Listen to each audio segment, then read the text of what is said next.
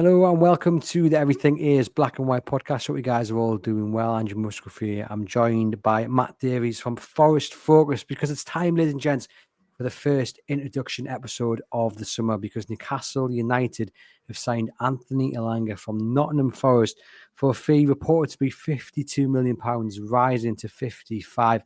Matt's kindly going to give us the insight on Elanga, what Newcastle United have signed and where the winger could go in terms of potential and just achieving, hopefully, everything he can at Newcastle United. Matt, welcome back to the podcast. How are you keeping? You well? Yeah, good. Very busy. I'm normally here to incorrectly predict the scores between our two teams when they meet. But yeah, good to be with you. I'll say I prefer to see the fee as 55 million plus 5 million in add-ons as it's been briefed at our end. It makes me feel a little bit better about it. But yeah, good to be here. Well, this is it. I don't think anyone really knows what the true fee is. Obviously, Forest are going to try and boost the higher amount to make it look like they got closer to that 60 million that we knew they wanted, and Newcastle will try and make it look like a little bit cheaper to say they got maybe a better deal. But, you know, regardless of what the true number is, whether it'll ever be confirmed, it's still quite a substantial amount of money.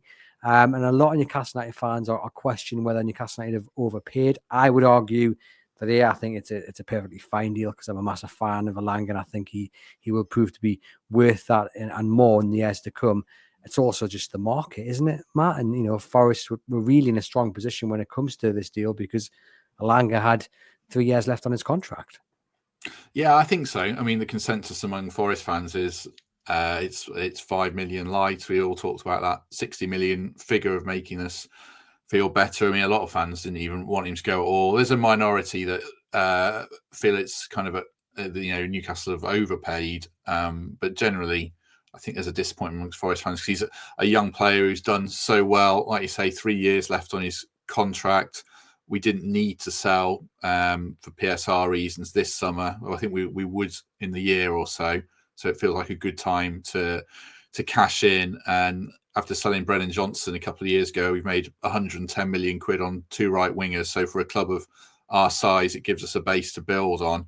But it's disappointing to lose such a good player. I'm sure we'll get into his talents, but he's made a big difference for us in the 2 seasons he was here. At what point in the last few weeks did you kind of accept that this deal was happening? I know there was a little bit of talk about maybe Forest looking to get him a new deal, but were you kind of always thinking once talks begun over a price and they reached that kind of 45, 50 million pound mark, it was just inevitable? Not at 45 or 50. Once 55 went in and it said negotiations are taking place, that means there's a tacit acceptance that there's a deal to be done and everyone's come to the table to thrash out, you know, the add-ons and the agent stuff and everything that goes with it. But until then, I thought Forest might dig their heels in. Vangelos Marinakis is a tough guy to negotiate. I mentioned the Brennan Johnson sale. They pushed that right to the wire to the point he got them a points deduction, which ultimately worked out quite well for us. But yeah, I thought there was still a hope. I think if it had dragged on much longer and Newcastle were put off, I think Forest would have tried to get him to sign a new contract with a Cunha type deal where he could have gone in a year. But once they come to the table and once Elanga wanted to go, I don't think there's a difference between agitating for a move and wanting a move. And he was professional and he would have, done his best for Forest if it didn't happen. But I think there was an understanding that Champions League football, chance to play with Isak, he's mates with Asula as well, isn't he? So and a chance to be a starting right winger, I imagine, in a Champions League team felt like too much for him to turn down and probably too much for Forest to turn down ultimately. Do you think that Champions League here is the key? Because I'm of the mindset that had Forest qualified for the Champions League, which it looked like they were going to for the majority of last season, then I don't even think Newcastle would have bothered picking up the phone. I don't know. I mean, Newcastle are a bigger club than us. Maybe, we'd argue about the European Cups and history and all that, but Newcastle have got the mega wealthy owners that would like to spend more than they can. They've got the bigger stadium. They've got some elite players. I think they've got the best midfield and the best striker in the league. So I think it might still have happened. We've had this debate, it was painful us missing out on the Champions League. If anything, it would have driven up the price. I don't think you'd have got him for 55 million. I would definitely say that. I think you might have had to add another 10 mil on or something like that to really test Forest resolve. But yeah, it's a difficult debate. I don't know. I don't know is the answer. And I guess what it shows is, from a Newcastle point of view, they have this kind of approach to transfers where if they like someone, they will kind of stick with that player until there's a firm no and the door's firmly shut on them joining Newcastle United. We saw them go after Elanga last summer. There was tentative links back in January as well. He's a man they've watched for a long time, which I guess is a massive compliment to Elanga and the development he's had at the City Ground. I think so, and it's the sign of a well-run club as well, isn't it?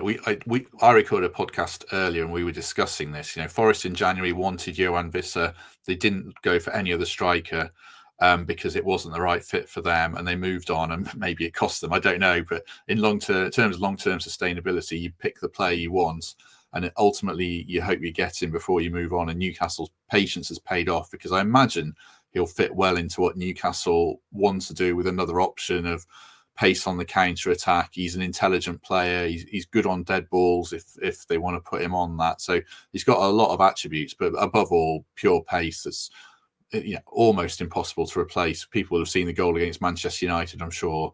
I don't think there's many players in Europe that are as fast as him. So he's got the raw materials within the age on his side to develop quite a lot, I would say.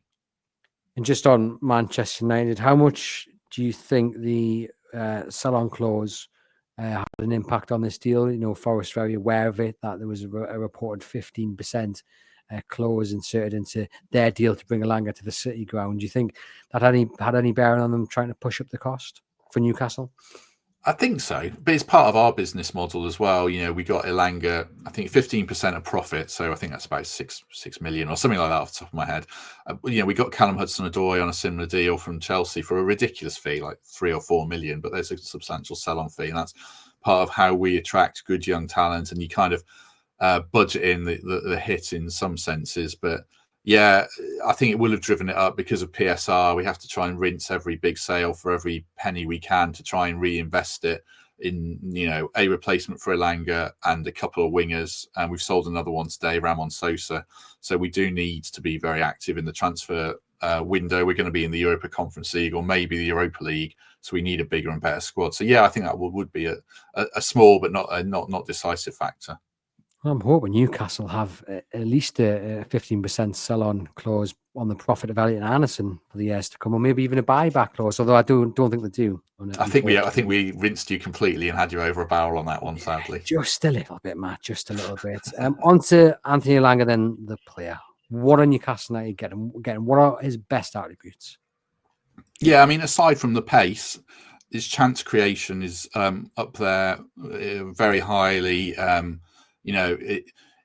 He's not the most graceful player, but he's so quick. He'll make space. His crossing is excellent. If you look at some of the goals he set up for Chris Wood, Wood will peel off to the back post. I mean, Newcastle fans will be familiar, but not overly familiar with what Chris Wood could really do.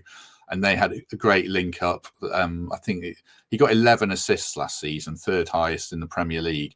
So his chance creation is exceptional, even if his expected assists were like 6, I think. So there's that. Set pieces, football intelligence in terms of, I think he had a rep of just being like a winger, a knock it and run winger. But if you watch Forest in the second half of the season, once he really got going, he played a lot inside. He could play on the left. He could play off a striker. He takes up really good positions, and I think that's probably an underrated facet of his game. We did play him as a number 9 in a few games. I don't think it worked.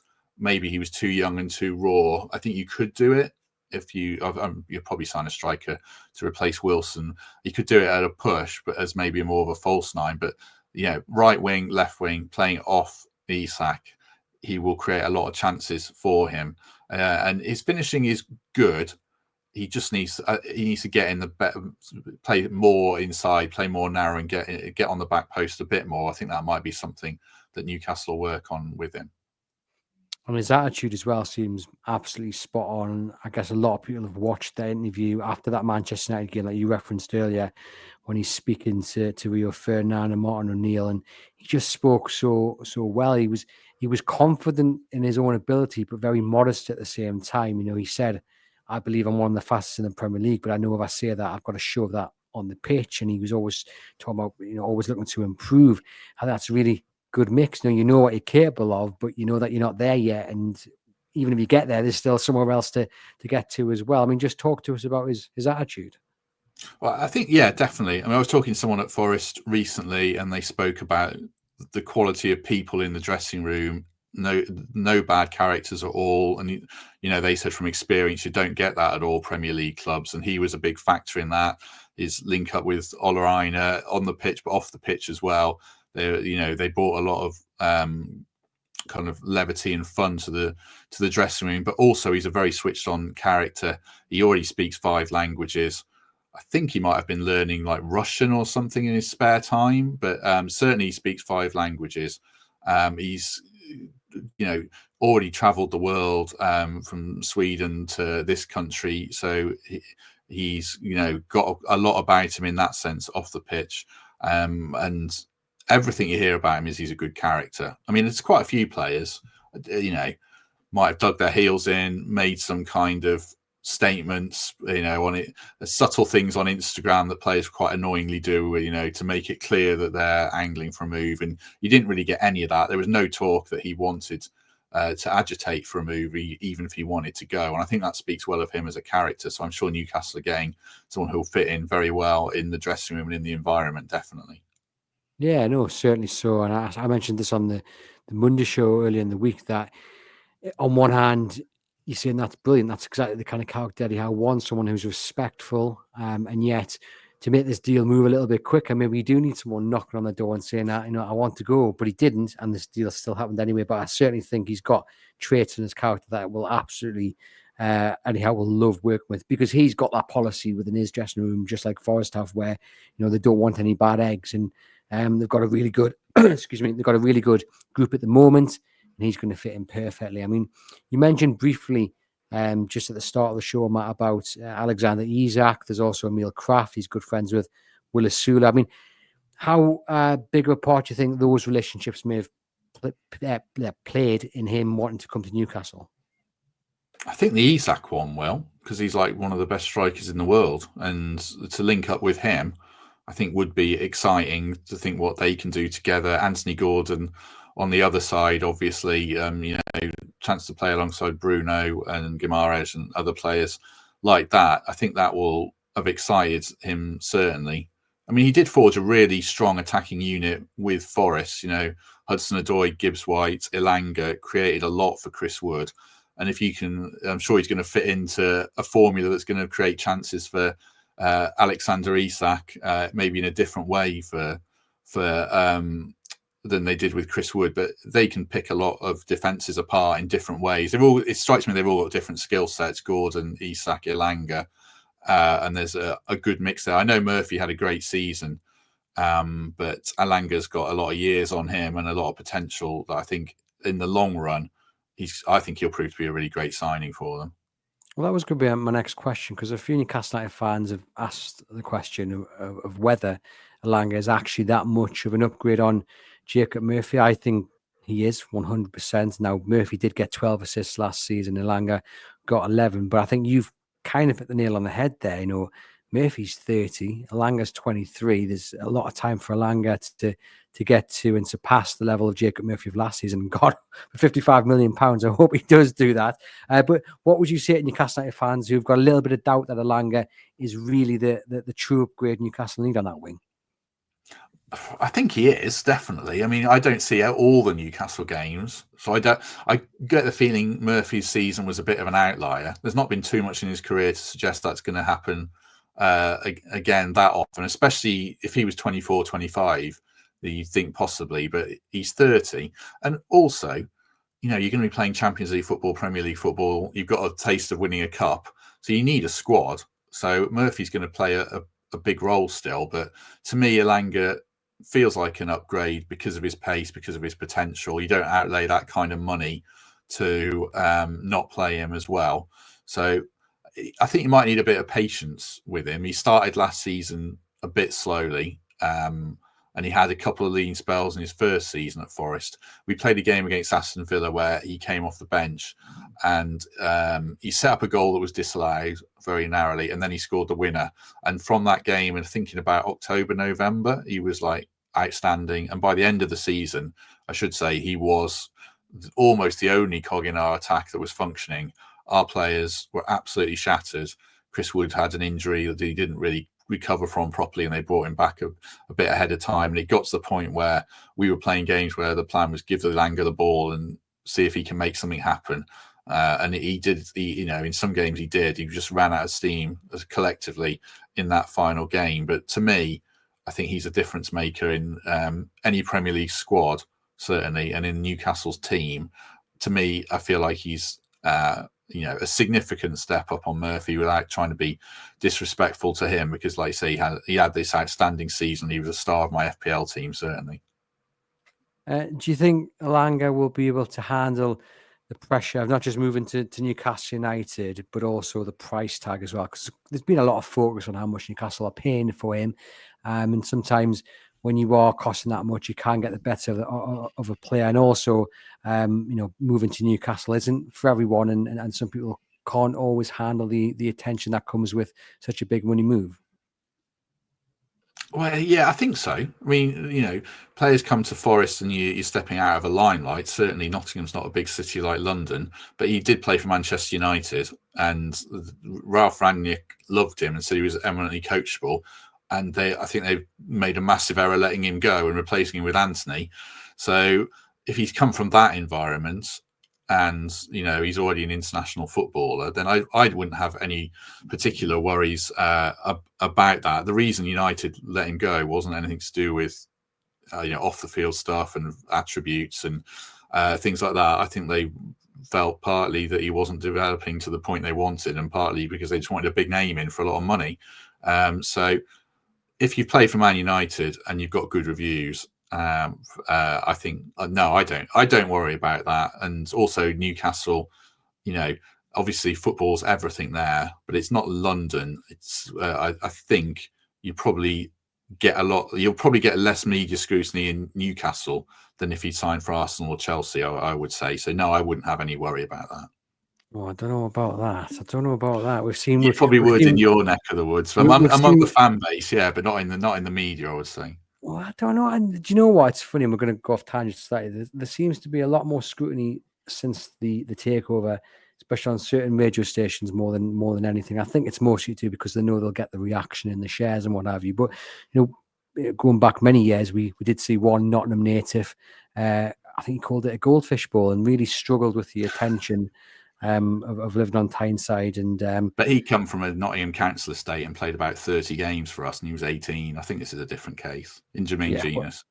Well, fingers crossed you are correct. I mean, what are the levels that Elanga can get to? I mean, I've already gone on record several times and said 3-4 years down the line, I think it could prove to be worth double what Newcastle have paid for. That is my genuine belief. People have laughed at me, but I'm sticking by it. Can he do that? Can he become that player where we are talking, £100 million from in the years to come? Possibly. I think if he can find consistency and limit his bad patches, I think that was the one thing about his time at Forest. He had as I said, that long stretch at the start of the season. I think maybe partly because his move to Newcastle didn't happen a year ago. Maybe that was a factor in it. But, Nuno showed a lot of faith in him and kept playing him. I think he only dropped him for one game against Ipswich. And the guy who played in his place, Jota, won a penalty and played very well. And Elanga was straight back in the team because they saw everything that he had. So if he can harness what he's got and take it to the next level in terms of consistency, add more goals to his game. I think he only scored 2 or 3 goals in the second part of the season, and one was against United and 2 were against Ipswich, where he was brilliant.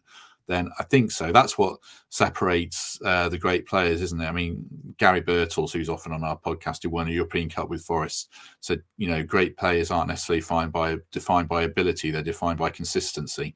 And if he can find consistency in his game, then I think he could be on a level of, I don't know, an equivalent winger.